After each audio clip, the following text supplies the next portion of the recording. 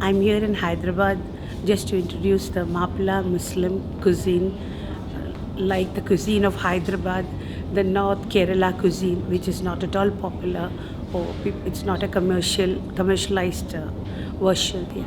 Moplah cuisine is a cuisine from northern Kerala, and it is called the Malabar region where this cuisine is coming from. Like Hyderabad, the food has come from the Persian, and we at the Malabar, we took it over from the Arabs as well as the French. And the cuisine, like we have the stew, or we have the bananas used widely in the vegetarian, or maybe we it's a lot of coconut. Then we are more subtle and we enhance the taste of that particular meat rather than adding more of spices. There is a lot of distance between this food from the north and south, because I think people know about South Kerala like appam, the molly, the fish, curry mean fry, and those things, polli chadu and all. But this is entirely a different version. We use a very small grain rice, specially grown for the Malabaris.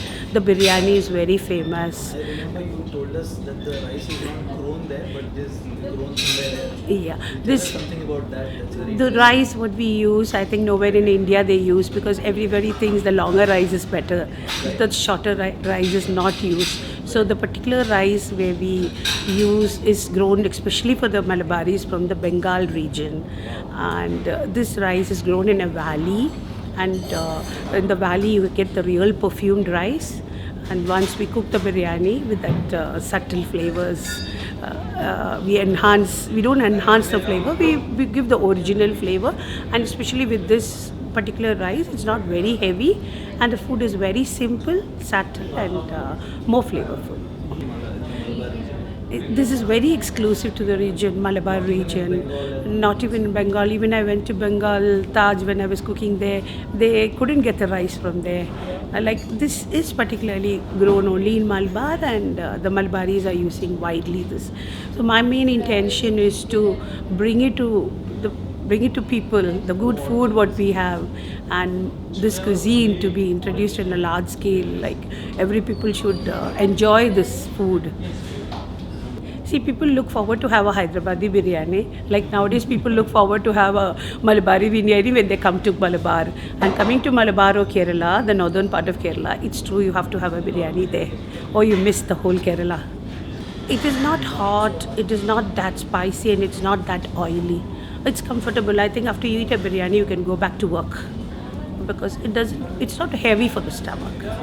See, patris, it's actually everybody eats wheat chapatis. Like wheat is the basic thing what they use. But down in Kerala, we are totally rice eaters. So morning to evening, it is rice in different ways. So the rice is eaten in the form of puttu, or rice is eaten in the form of patri and whole rice. So the patri also varies. Like you have a dialect, different dialect, we have patris also different. Like every 10-15 kilometers has a different style of patri.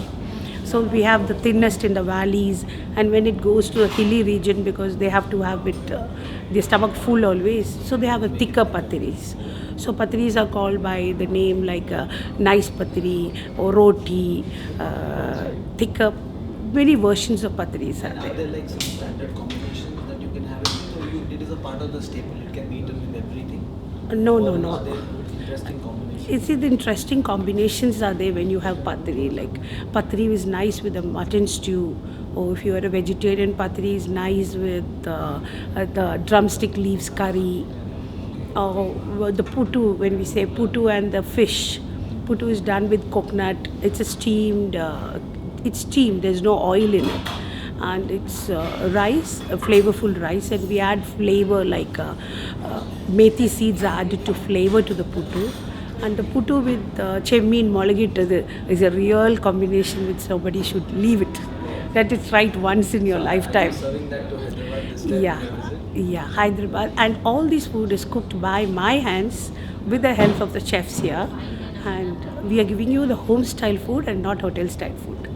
We use a variety of fish, like almost all the variety of fish is being eaten by the Malabaris, because we live on the coastline and it's more of a non-vegetarian diet. Starts from morning to even the tea is non-vegetarian, the tea snacks, the breakfast, and we even have a dessert which you all call halim. How is the tea non-vegetarian? No, I mean the snacks with the tea. It's not the tea that is non-vegetarian. I'm sorry. The snacks what we have with the tea is more of non-vegetarian snacks like erchi patiri. It's stuffed puris with mutton. Like halim, we have alisa. Alisa is a sweeter form of a non-vegetarian dessert. Alisa, which is eaten with sugar. Like you have the halim, it's with the Persian, and we have alisa from the Arab culture, and they eat in sweet. Yeah, it's whole wheat with mutton cooked and eaten with sugar. And then we have the mutamala. Actually, it's egg yolk, and the yolk is made into strings like noodles, the thin rice noodles, and it is sweet.